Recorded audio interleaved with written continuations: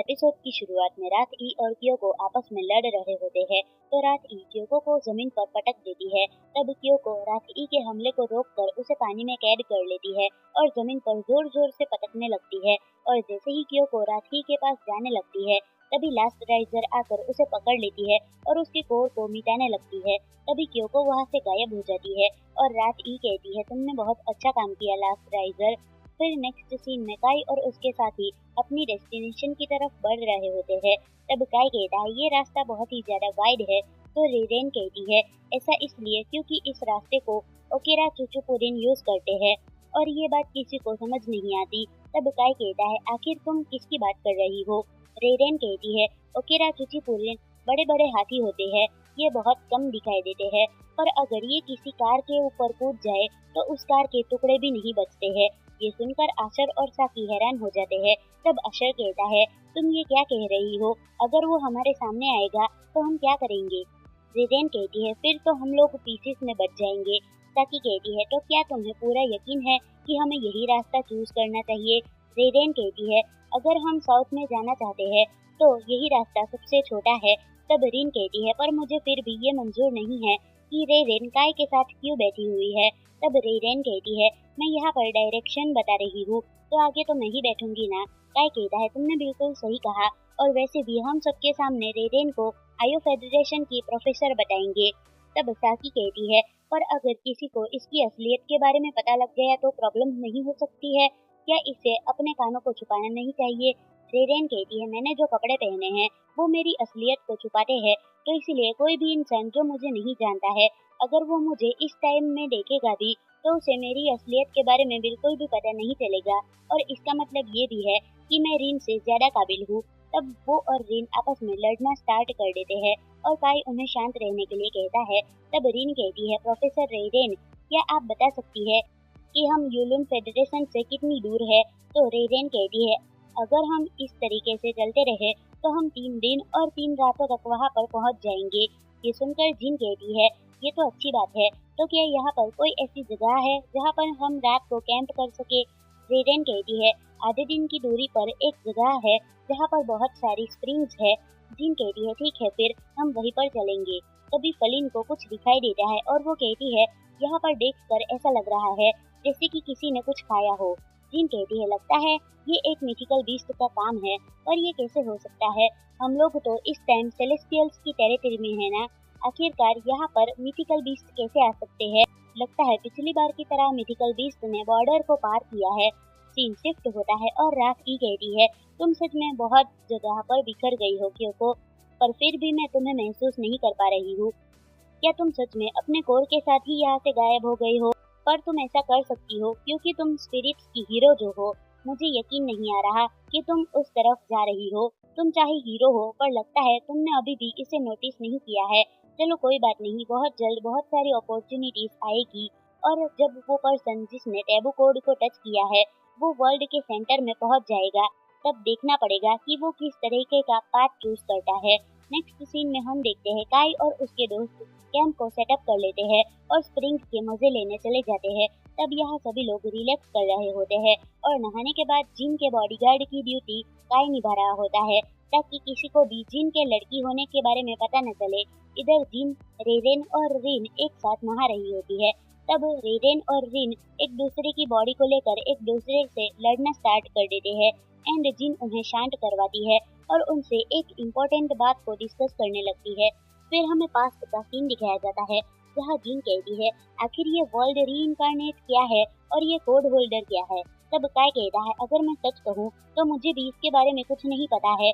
जिन कहती है, ऐसी बात है, पर हमें इस चीज के बारे में पता है कि तुम्हारा ये वेपन किसी इंसान ने तो बिल्कुल नहीं बनाया है, तो इसीलिए इसे यूज करना बहुत ही ज्यादा खतरनाक हो सकता है। वैसे तो मैं भी ये खुद कर रही हूँ, तो इसीलिए मुझे ये सब कुछ बोलने का कोई हक नहीं है। काय कहता है, ये तो तुमने सही कहा, तुम भी अपनी लाइफ फोर्स के बदले एल्फ्स के आइटम को यूज कर रही हो, इससे तो तुम पर बहुत बुरा असर पड़ेगा। जिन कहती है, मुझे पता है, पर अब मैं पीछे नहीं हट सकती। काय कहता है, मुझे पता था तुम बचपन से ही जिद्दी हो। जिन कहती है, मैंने तुम्हें पहले बताया है कि मुझे फर्क नहीं पड़ता कि तुम कहाँ से आए हो या फिर तुम्हारी स्टोरी सच है भी या नहीं। मेरे लिए बस इतना मैटर करता है कि लड़ाई में तुम हमारे साथ कैसे काम आ रहे हो। और अब हमें सबसे ज्यादा ध्यान उस मॉन्स्टर लास्ट राइजर पर देना चाहिए। उसने एल्फ्रिया को भी बहुत चोट पहुंचाई थी और वो तब भी आई थी जब तुम वेनेसा के साथ लड़ रहे थे। काय कहता है तुमने सही कहा, और मेरी दुनिया में उस मॉन्स्टर के बारे में कोई रिकॉर्ड नहीं है, जिस वजह से मैं उसके बारे में कुछ नहीं जानता हूँ। और अब तक जितना मैंने देखा है उससे तो मैं यही बता सकता हूँ कि लास्ट राइजर हीरोज पर नजर रखे हुए है, और जब भी मैं सीड का नाम लेता हूँ तब वो लास्ट राइजर उन पर हमला कर देती है। जिन कहती है मैं तो अब ये सोच रही हूँ कि पता नहीं बाकी हीरोज के साथ लास्ट राइजर के कैसे रिलेशनशिप होंगे, पर इस टाइम हमें उससे लड़ते रहना होगा ताकि हम इस लड़ाई को खत्म कर सके। तो प्रेजेंट में जिन रीन और रेडेन को ये सारी बात बता देती है, तब रेडेन कहती है उस मॉन्स्टर ने लॉर्ड एल्फ्रिया को बहुत ही जल्दी चेंज कर दिया था और हमें उसके बारे में कुछ नहीं पता है। तब जिन कहती है तो फिर हमें ध्यान रखना होगा कि जब भी हम किसी हीरो से लड़ेंगे तो कहीं लास्ट राइजर भी वहाँ पर ना आ जाए। तब रीन कहती है मुझे नहीं पता कि ऐसा क्यों है, पर जब भी मैं लास्ट राइजर को देखती हूँ तब मुझे डर लगने लगता है। उसे देखकर मेरी बॉडी अपने आप रुक जाती है। तब जिन रीन को शांत करवाने लगती है, पर तभी उन्हें एक धमाका फील होता है और हम देखते हैं कि एक मिथिकल बीस्ट ने कैंप पर हमला कर दिया होता है और उस पर गोलियों का भी कोई असर नहीं हो रहा होता है। तब काय भी वहां आ जाता है और उस पर हमला कर देता है और हम देखते हैं उससे उसे कुछ भी फर्क नहीं पड़ रहा होता है। तब फलिन भी वहां आ जाती है और तब वो और काय मिलकर उस मॉन्स्टर पर हमला कर देते हैं, पर उन दोनों के हमलों से भी उस मॉन्स्टर को कुछ नहीं होता है। तब फलिन उस मॉन्स्टर के ऊपर स्टन ग्रेनेड फेंक कर सभी लोगों को सुरक्षित जगह पर जाने के लिए कहती है। तब काय कहता है इसके ऊपर तो मॉडिफाइड ड्रैग बुलेट ने भी काम नहीं किया, क्या ये नॉर्मल मिथिकल बीस्ट से ज्यादा ताकतवर है। इधर जीन सभी सोल्जर्स को उनका काम समझा देती है और फलिन कहती है ये शायद वही मिथिकल बीस्ट है जिसके निशान हमने कल देखे थे। रेडेन कहती है पर ये मिथिकल बीस्ट यहाँ पर कैसे आ सकता है, ये तो हमारी सेलेस्टियल्स की जगह है ना। तब काय कहता है जिन इसके ऊपर ऑटो कैनन काम नहीं करेगी, हमें इतने बड़े मिथिकल बीस्ट के लिए कुछ और ताकतवर चाहिए। तब फलिन कहती है हमारे पास ऐसा कुछ नहीं है, तो इसलिए हमें इसका ध्यान भटकाना पड़ेगा। तब तक जिन आप बाकी सभी लोगों को लेकर यहाँ से चली जाइए। तब जिन कहती है काय आखिरकार हम इसे हराए कैसे, अगर हमें स्पिरिट्स और मिथिकल बीस्ट के साथ लड़ना है तो हम इस दुश्मन को देखकर पीछे नहीं हट सकते। काय कहता है तुमने बिल्कुल सही कहा, तो चलो फिर इसके सिर के बीच में निशाना लगाते हैं। इसके फॉरहेड पर एक मैजिकल ऑर्गन है जो कि इसकी कमजोरी है। तब फलिन कहती है हमें इसके बारे में पहले से ही पता है, पर क्वेश्चन ये उठता है कि हम इस पर अटैक करेंगे कैसे। तब जिन कहती है अगर ये सेलेस्टियल टेरिटरी है तो रेडेन को भी यही पर होना चाहिए। तो रेडेन हाँ कहती है। फिर सभी लोग अपनी अपनी पोजीशन ले लेते हैं और उस मॉन्स्टर पर गोलियां चलाने लगते हैं। तब वो मॉन्स्टर गोलियों की वजह से अपनी डायरेक्शन को चेंज कर लेता है और तब फलिन उस पर हमला करके उसका ध्यान भटकाती है, जिससे कि काई उसके ऊपर एक चीज फेंक देता है। तब रेडेन कहती है ये मशरूम फॉग है, तो इसलिए ये मैथिकल बीस्ट कुछ टाइम के लिए कुछ भी देख और स्मेल नहीं कर पाएगा। फिर रिन अपने मैजिक से मिथिकल बीस्ट पर हमला कर देती है और काय भी उसके सिर पर हमला करता है, पर तभी वो मिथिकल बीस्ट रिन पर हमला कर देता है और काय रिन को बचा लेता है। तब वो मिथिकल बीस्ट रेडेन के ट्रैप में फंस जाता है और रेडेन कहती है तुम्हारा प्लान काम कर गया जिन, वो एल्विन के ट्रैप में फंस चुका है और इस टाइम वो पूरी तरीके से जल रहा होगा। तभी हम देखते हैं रिन को बचाने के चक्कर में काय को चोट लग जाती है। तो रिन कहती है आखिरकार तुमने मुझे क्यों बचाया काय, वो मिथिकल बीस्ट काफी ज्यादा पावरफुल था, तो उसने पक्का तुम्हारी मैजिकल पावर को डिटेक्ट कर लिया होगा। काय मुझे बिल्कुल भी पसंद नहीं जब तुम्हें ऐसे चोट लगती है, मैं तुम्हें इस तरीके से तड़पता हुआ नहीं देख सकती।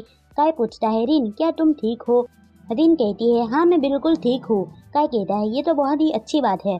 तब रिन कहती है काय क्या तुम ठीक हो। फिर रिन कहती है मैं ब्लीडिंग को रोकती हूँ, क्या तुम लोगों के पास पेन किलर्स है। फिर कैंप में जाकर सभी लोग आराम करने लगते हैं। तभी उन सभी को एक आवाज़ आती है जो कहती है उठ जाओ और मेरे पास आओ, तुम वो बच्चे हो जिसे तकदीर बहुत ही प्यार करती है, तुम वो बच्चे हो जिसे दुनिया से निकाल दिया गया है और तुम्ही ने टैबू कोड को टच किया है। तब सभी लोग उठ जाते हैं। तब जिन कहती है ये सपना था। तब काय कहता है मुझे लगता है मैंने ये आवाज़ पहले कभी सुनी हुई है। तब रेडेन कहती है आखिर ये चल क्या रहा है। फिर सुबह सुबह वो चारों अपने सपने वाली जगह को ढूंढने चले जाते हैं। तब रेडेन कहती है, जिस बिल्डिंग की तुमने बात की थी मैं तुम्हें वहाँ पर ले जा रही हूँ, और मैं तुम्हें पहले ही बता दूँ कि वहाँ पर कुछ भी स्पेशल नहीं है, उसके अंदर सिर्फ पत्थरों की मूर्तियाँ है। तब काय कहता है, क्या तुम वहाँ पर पहले भी जा चुकी हो?